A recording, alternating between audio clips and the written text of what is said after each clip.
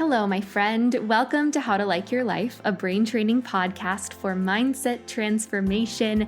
I am so glad that you're here. I'm Emily Lies. I'm a brain training specialist and a hypnosis practitioner here to teach you how to harness your own inner power using the magic and science of brain training and self-hypnosis to transform your life and like your life. Let's dive in. Today, we're diving into the concept of self-love, because in order to really like our lives, it's also pretty essential that we like and care for ourselves, who we intrinsically are deep down, what we bring to the world, because you are the only person that you will spend 100% of your life with. Friends and family come and go, but you spend 100% of your time with yourself. And so how amazing would it be if you liked that person, if you loved that person? How much easier would it be to like your life if you like who you spend it with? Now, today we're not talking about how to fix yourself, how to change yourself, how to improve yourself. We're talking about how to genuinely love and care for and accept who you are in this present moment, because every single person on this planet is worthy of love as they are. There is such a huge myth of perfection, of being our best selves, that I feel like a lot of us use that as an excuse to not fully embrace and accept where we are now because we're working towards something quote unquote better. We use it as an opportunity to continue to focus on our flaws for the sake of self-improvement. And of course, working on ourselves is great. That's what this podcast is also about. But you only have access to this present moment right now. You only have access to the version of you that you are right now. And if you don't love that version of you, it's going to be so much harder to figure out how to love the future version of you, because it's a habit, it's a practice. So by training your brain and adopting strategies to really see yourself and celebrate yourself in this moment before you change things, before you transform into the version of you that you want to be in the future, loving yourself right now is going to make your life so much more likable, no matter what version of you you're bringing to the table. And there's different ways that we can show love to ourselves. I think that a lot of us view the concept of self-love as seeing ourselves as perfect, when in reality, I define self-love as deeply appreciating every aspect of us, embracing the messiness of our humanity, and even loving our struggles, loving the things that are hard, because that love is going to bring ease into your life in so many ways. It's going to help you really access your inner resources and meet your needs so that you are more equipped to deal with the hard stuff. So I want to walk you through 3 different strategies or approaches to start really cultivating the belief that you're worthy of love, that you're worthy of loving yourself with small, simple actions that can really start to retrain the brain. The first is the most foundational way to start offering yourself love, which is meeting your needs, starting to adopt the belief that you are worthy of having your needs met. And even though this is foundational stuff, it's often one of the hardest changes to make. I personally really struggle with putting my needs first. As a chronic people pleaser, as someone who has always believed that other people's needs were more important than my own, as someone who has really wanted to take care of everyone else around me, it's been a journey. It has been a really intense process of starting to recognize that my needs matter. And so I want to share the teeny tiny steps that I took to do that, because I think that it's going to really be helpful for you to start trusting that you are worthy of having your needs met. You are worthy of being okay. You're worthy of feeling good. You are worthy of being soothed, because that really is the essence of care, the essence of love. The first way that our parents show us care as infants is by meeting our needs every single time, right?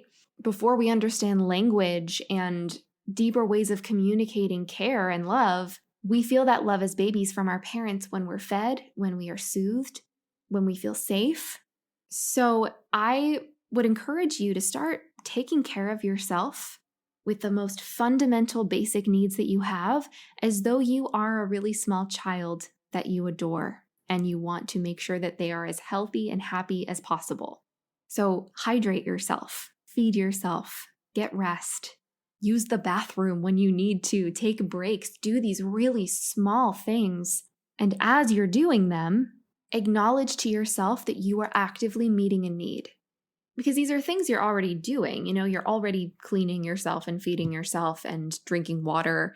But the way that you can train the brain to feel and believe that you're worthy of having those needs met is to affirm that when it's happening. So when you take a sip of water, when you take a break, tell yourself, I am worthy of having my needs met. And because you are saying that phrase within the context of a real experience of meeting a teeny tiny need, it's going to help your brain start to believe it. So start acknowledging when you care for yourself. Now, as a neurodivergent person with autism and ADHD, I really struggle with acknowledging when the need comes up in the first place, personally. I have a hard time recognizing when I'm hungry or thirsty or need to use the bathroom or when I need to stretch or do anything else to help myself feel better. So what I've done as a way to start tuning in more often is setting a reminder either on my phone or just checking in every hour or something and asking myself, what is one thing I can do right now that can help me feel 1% better? And I know I've shared this tool in the past, and I will continue to share it in probably every podcast episode because it's something I really want to drive home. There is always something that you can do that can help you feel 1% better. That could be taking a deep breath. It could be stretching. It could be getting a sip of water. It could be having a snack. It could be going outside. It could be giving yourself a hug or taking 3 minutes to watch bloopers of your favorite TV show to cheer yourself up. As you move throughout your day, ask yourself, how can I feel 1% better right now? What's one tiny thing I can do? And then meet that need. And when you meet that need, tell yourself, I am worthy of having my needs met. And that's really going to start to cultivate a deeper sense of care for your system, for your mind and your body. You're going to start to really get more in tune with what you need and how you can support yourself. And that ultimately will lead to feeling more love and care for your mind and body. And rather than seeing your struggles as flaws, they'll start to become messages of needs that you can start to meet. And of course, you might not be able to help yourself feel 100% better. It's almost always impossible to do that, but we can always feel 1% better. And by proving to ourselves that we're capable of feeling just a tiny bit better, that love is going to grow and grow and grow. And it'll become something really powerful. The second approach that you can use to start cultivating self-love is to begin to pay attention to moments when people treat you well. Moments where you feel enough, or moments when you feel cared for, even in the smallest way. The theme of this episode is to start small, because self-love can seem like a really big task. It can seem really intimidating, but if we start really small and just notice the tiny moments, that's going to start to build those beliefs. The subconscious mind, which is the home to our deepest beliefs about ourselves, really learns from experience. So when we put our attention on experiences that are supportive of the beliefs that we want, it's going to learn so much faster than just trying to force it. So as you move throughout your day, when you feel cared for or appreciated or seen or heard, start to hold your attention on it and notice what that feels like. Train your brain to start to recognize what it feels like to receive love or care or attention in any way. So this could even be as small as someone smiling at you or acknowledging you on the street. This could be someone holding the door for you. This could be a person wishing you well. It could even be acknowledging the care that comes from a delivery person bringing you a package, or appreciating when someone does something for you, like cooking your meal at a restaurant. Yes, you're paying for that service, but these are acts of care. You are being cared for. And it might not even be from humans. You might start to acknowledge what it feels like to receive love from your pets. Whenever you have a teeny tiny moment where someone is meeting a need for you, someone is seeing you, recognizing you, caring for you in any way, put your attention on it and start to notice what it feels like. Start to express gratitude for how it feels to be cared for or how it feels to be appreciated. And that can begin to grow that feeling and amplify it in your body. And the more you put your focused attention on it, the more significance that will indicate to your brain. Your brain's going to start to learn that those moments are worth noticing. And over time, the more that you do this, the more you're going to naturally notice and appreciate when you're cared for, when you're loved, when you are seen.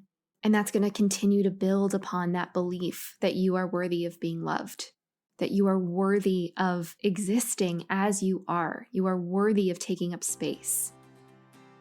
I'd like to quickly interrupt this episode to share a bit about how you can make it easier to like your life using my hypnosis app, Dawdle. What you might not know is that every single episode of this How to Like Your Life podcast is paired with a recommended guided hypnosis session on the Dawdle app to help you enhance the practices that we're talking about here so you don't have to figure it out all on your own.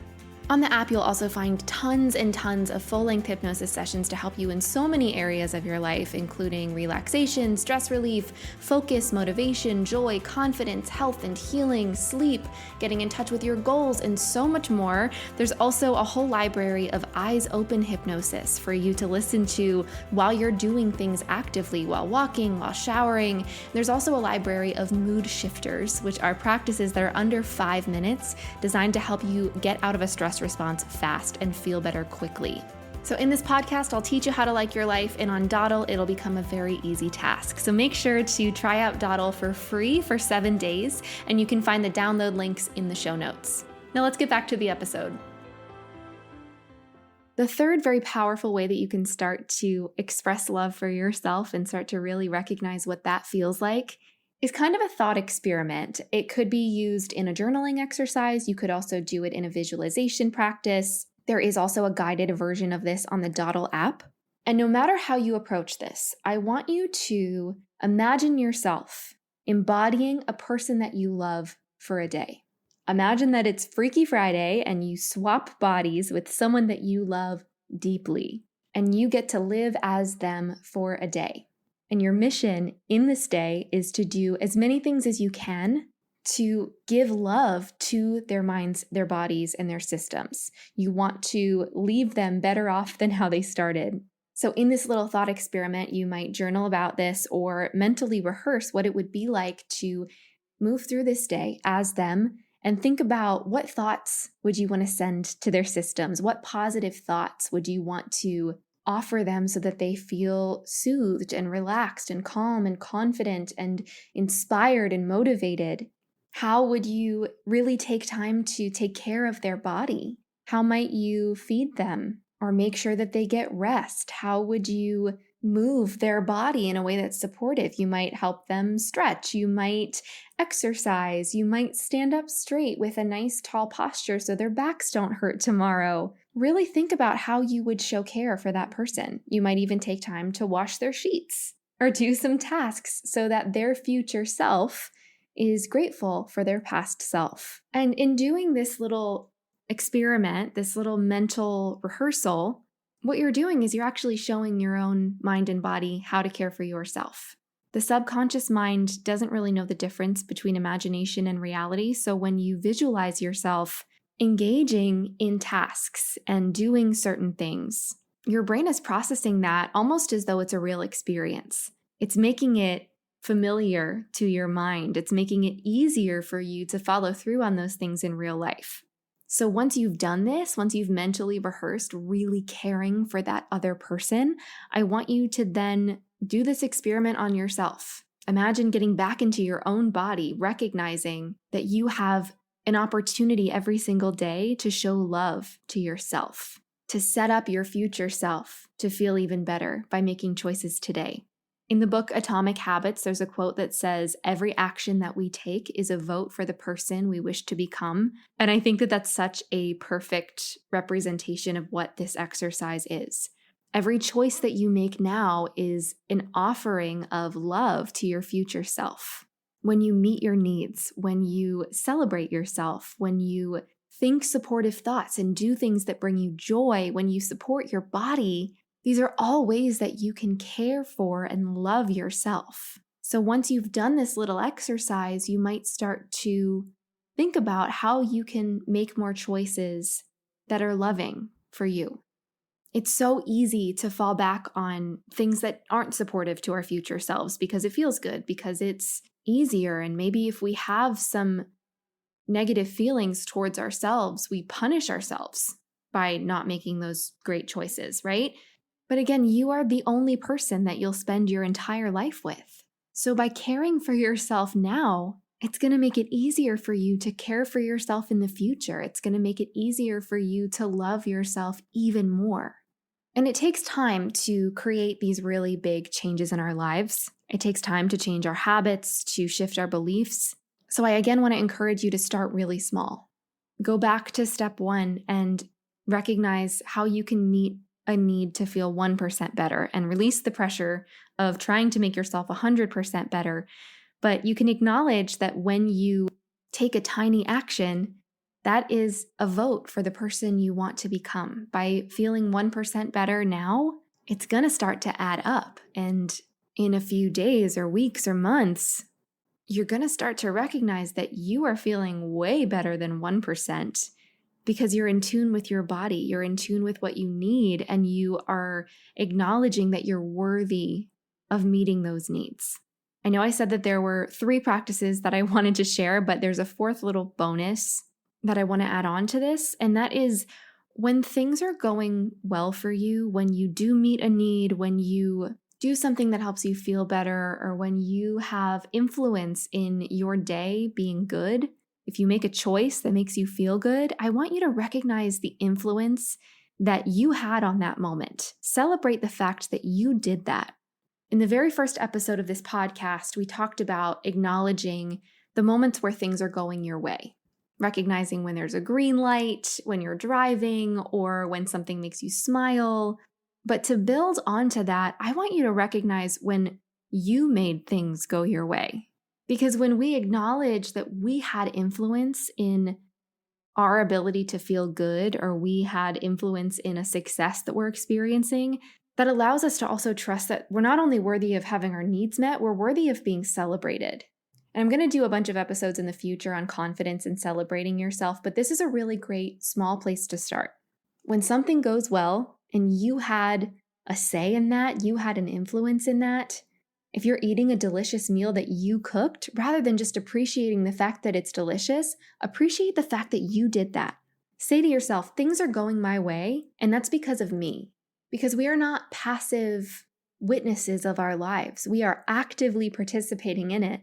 So the more you recognize that those are your choices, those are your positive actions, the more you'll be able to love and appreciate yourself for creating those circumstances. And these little changes are really going to help you start to acknowledge that love for yourself. It takes time to change the brain. I say this all the time, but training the brain is like training the body. If you want strong biceps, you got to show up at the gym and strengthen them every day. You can't just go to the gym once and expect for everything to change. And in the same way, one day of meeting your needs may not be the catalyst to shifting a belief that's been around for decades. So be patient with yourself. Start small, but start somewhere. So to recap what we talked about, number 1, meet your needs. Ask yourself, what is one thing I can do that can help me feel 1% better? And start to care for yourself as though you are an adorable little baby that deserves all the love and care in the world. Step 2, recognize when other people are expressing love or appreciation or care toward you, and start to cultivate what that feels like to receive it and allow yourself to receive it. Number 3, imagine yourself embodying someone that you love for a day. Mentally rehearse what it would be like to make all of the choices that would help that person feel so loved when they get their body back. And number 4, when you have a positive influence in the way that you're feeling, acknowledge that you did that. Acknowledge that you were the one that made your life a little bit better. And that's going to help you like more of yourself and like more of your life. And recognize that you are an active participant and you have agency. You are so able to create these changes. The subconscious mind learns from experience. So if you change your experiences to ones that are supportive to you, it has no choice but to change. It's inevitable that you're going to start to recognize your worthiness, to recognize that you are worthy of love and care. So try out these small actions. And if you want additional support with this kind of process, I do have some more resources for you. In my hypnosis app, Dawdle, there is a section that is paired with the episodes of this podcast, How to Like Your Life. So for every episode that's offered, there is an accompanying guided hypnosis recording that's supportive of the theme of the episode. So for today's episode, there will be a session that can help you really grow and build that sense of self-love even more deeply. And Dawdle, of course, has over 100 guided sessions for so many different areas of your life. There are sessions ranging from 90 seconds to 25 minutes, and even taking the time to listen to the teeny tiny mini practices are a really great way to show yourself how to feel 1% better or 5% better. Dawdle is free to try for 7 days. You can find it in the show notes, so give that a try and start training your brain to recognize that you're worthy of feeling good, you're worthy of feeling calm. And that's going to make a huge difference. If you want to take a much deeper dive into brain training to really build your sense of self-love and self-worth and empowerment as you work toward your goals, I also have a 6-week masterclass called Hypnotic Empowerment that I host a couple times a year. It's a live online course where I will take you through brain training and hypnosis protocols that can help you really get out of your own way, reprogram your limiting beliefs, reduce your stress, build your confidence, get clarity on your goals, motivate yourself to work toward your goals, and start to embody the version of you that you want to be. There's live group calls, there's video lessons, there's a community forum, there are new guided hypnosis sessions every single week, there's workbooks, and it's a really amazing process to help you kind of press the reset button on your mind and expedite the process of feeling better about yourself. All of the info about that will also be in the show notes, so make sure to check that out. If you feel like you got something out of this episode, please make sure to subscribe and rate and review the How to Like Your Life podcast. Ratings and reviews are so essential and helpful for creators like me to reach more people and offer more of these free resources. And if you think that folks in your life might benefit from this episode, share it on your Instagram story, tag me, and help me spread the word that people are capable of liking more of their lives. It is my life's mission to reiterate over and over and over again that you are capable of changing your life, and liking yourself. And there are tools and ways and strategies that we can do that in a way that's easy, in a way that is approachable. So spread the word, tell your friends, and make sure to subscribe so that you don't miss any future episodes.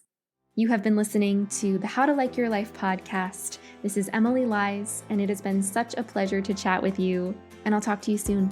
Bye, friend.